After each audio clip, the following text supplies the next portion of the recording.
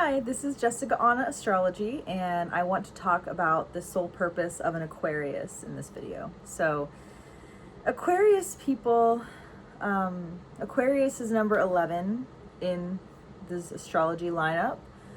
So, I've talked about Sagittarius, Capricorn, and as we go through all the signs, you'll notice evolutionarily it gets more and more broad. It goes from like Aries, which is the self and the individual self, all the way out until we get to Pisces, which is God. It's like connection to God. It's like the deepest, sign. So, or the most subconscious sign. So Aquarius comes right before that, and it's interesting because Aquarius is actually about the collective. So it's not about necessarily the subconscious realm and connecting with God, like I will say in the Pisces video, but it's about connecting with the collective. It's about finding your purpose in the world. Really, it's about how to give back. The opposite of Aquarius is actually Leo. So Leo is more about self-expression. It's like your inner child. It's the most joyful, authentic part of you. Leos are really meant to shine and share their gift, right? Aquarius, on the other hand, you're meant to share with the group. You're meant to combine your gifts with a social group, with the world. This doesn't mean that you have to go out and be like I don't know, like an activist, right? Like, although a lot of Aquariuses might be, I believe Martin Luther King Jr. was an Aquarius, because they care about humans, they care about humanity. So oftentimes they will care in some way, but any group, any community that you can create as an Aquarius is part of your soul purpose. Because you're meant to take your uniqueness, which Aquariuses are very unique, and oftentimes they don't fully accept that about themselves. You're meant to take your uniqueness and contribute to something greater and contribute to the collective. They want, it's about the collective conscious. So understanding the world, understanding where we're at as a humanity, as a human race. But on a deeper level, on a more individual level, I'll say Aquariuses really struggle with their individuality, which is interesting because that's actually what makes them an Aquarius, is they're so unique. But when they're born, they could really feel like they're an outcast. I've heard so many astrologers say that Aquarius feels like an alien, because I do think that's what it is. It's hard to even pinpoint it, but when I'm with an Aquarius, I can tell that they have felt different. There's just something unique about them every single time, and when you get good at astrology, you can feel the energies so clearly after some time. It's really cool. So Aquariuses, when they're born, they might even almost have an opposite experience versus fitting in with the collective and giving back. They might have a childhood where they feel like they're just isolated in a way, or they just can't fit in. They could feel like they're struggling to fit into groups and to contribute to them. So throughout their life, I think a big theme is about taking their revolutionary mind, because Aquarius is also about progressive, revolutionary themes. The planet Uranus rules Aquarius. So when you're learning astrology, it's important to understand the planets, because that'll give you a better explanation for yourself. So for example, with me being a Sagittarius, my ruling planet is Jupiter. It's about expansion, abundance, etc. So, understanding that huge planet helps me understand my sign and all these other signs as well. So with Aquarius, Uranus is the ruling planet. And Uranus is about radical change. It's about revolutionary, quick, progressive changes.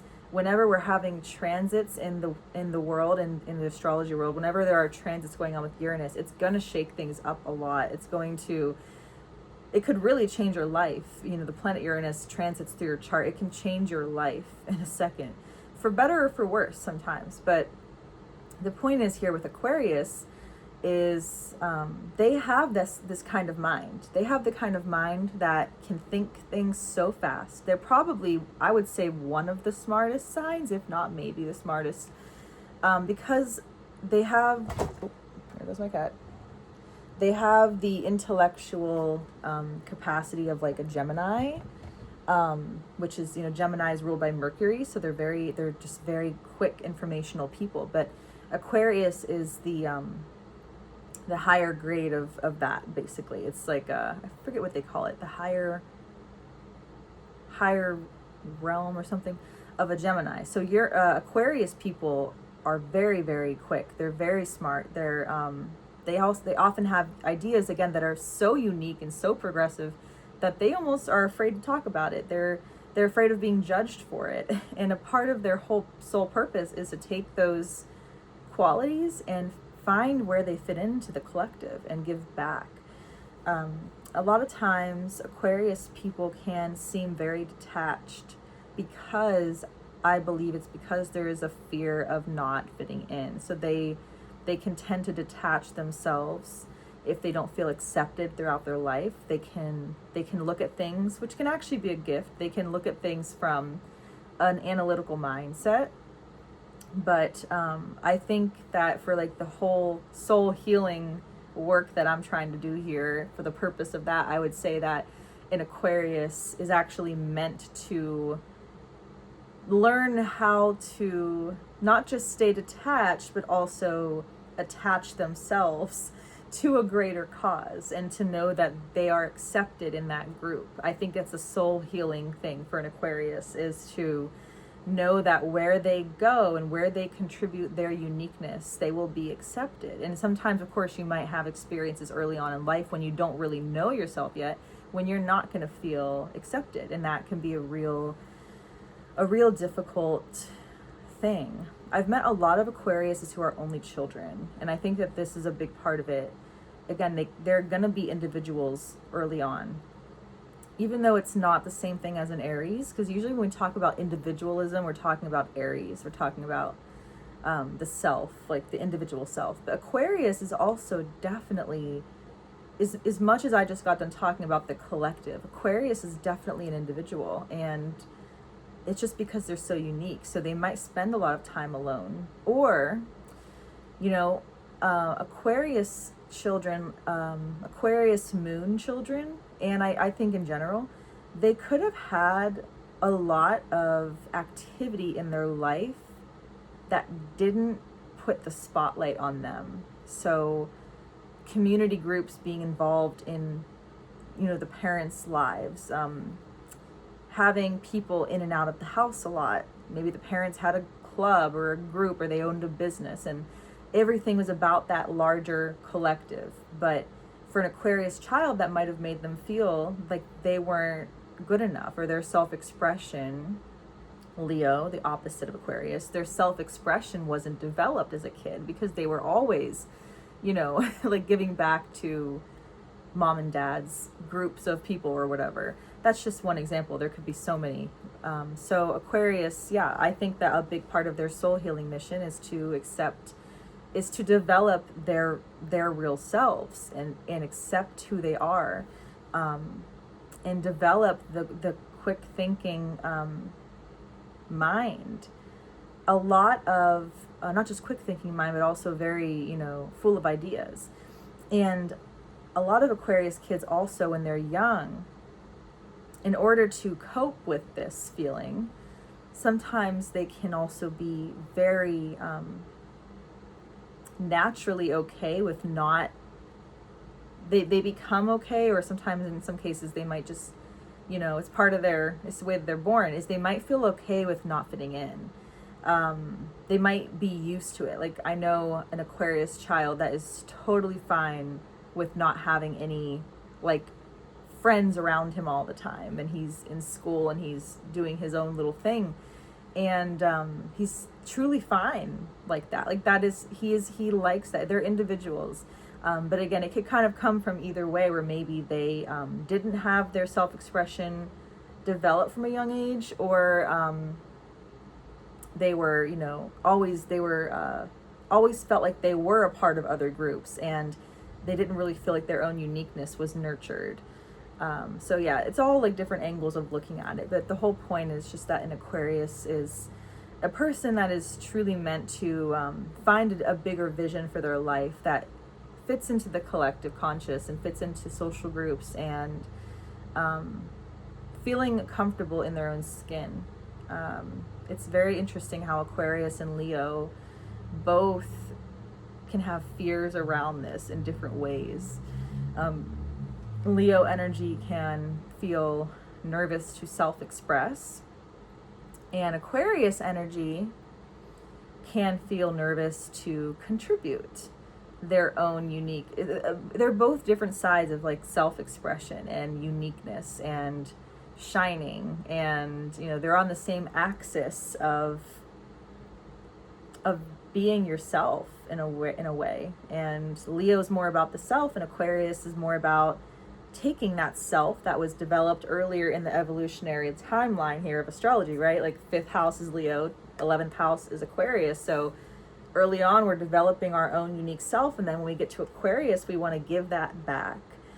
So these themes of both Leo and Aquarius can be very prevalent in a child, in a child, an Aquarius child and a Leo child probably. So yeah, hopefully this made sense. I'm trying not to ramble too much, but as I'm making these videos, I'm getting more comfortable talking about these things like freely, and I'm just trying to let the information flow. I'm sure there's probably so many more things I could say. Again, I think the biggest thing too with the healing for an Aquarius is Aquarius moons can be very, especially the moons, can be very detached from themselves. And I found that Aquarius moon people could have had a difficult time with their mom. Aquarius moons could have had, they could need to detach from the family because it was hard to provide. It was hard, like they just couldn't quite blend in. So I've met some Aquarius moons that were very, very detached from their own emotions, and they could have had a mother who was very zany and kind of out there. And again, it's like kind of opposite from a Leo moon child who would be very self-expressive, probably had a mom that encouraged a lot of fun and kind of put the focus on them. Aquarius moon is kind of the opposite. It's likely more that the mom might have been kind of scattered, might have been focused on other groups and other things. So yeah, it can cause a sense of detachment for an Aquarius, and I think that's something that they're going to have to balance in their life, because detachment can be great because they can look at things from multiple points of view, but also you don't want to be too detached to the point where you can't connect with people on an individual level or on a group level. You want to work on your emotional connection too. So yeah, I feel like I covered pretty much everything. Very revolutionary people, very smart, very, very intellectually smart, and they can change the world, really. They can help progress the world forward with their ideas, whether it's in a small group setting like a job or a group or an organization, or whether you take that to a bigger level, or whether it's just in like your community. They definitely can be leaders. They can be good leaders, and they can contribute in a way that truly is not about the self, it's about the group, but they use themselves to do that. And it's really beautiful, the contrast between Leo and Aquarius. So yeah, I hope this was helpful. Pisces is next, and then we've gotten to 12, and I'm going to go back to 1, which is Aries, because I started with Sagittarius because I'm a Sagittarius. So I'll be moving through the rest of the signs, and then from there I'm going to get into deeper topics. And if you're interested in learning where Aquarius might be at in your chart, just send me a message. We could book you a session, and I can talk about where you have Aquarius and how this energy comes into your life. So, all right, see you until next time.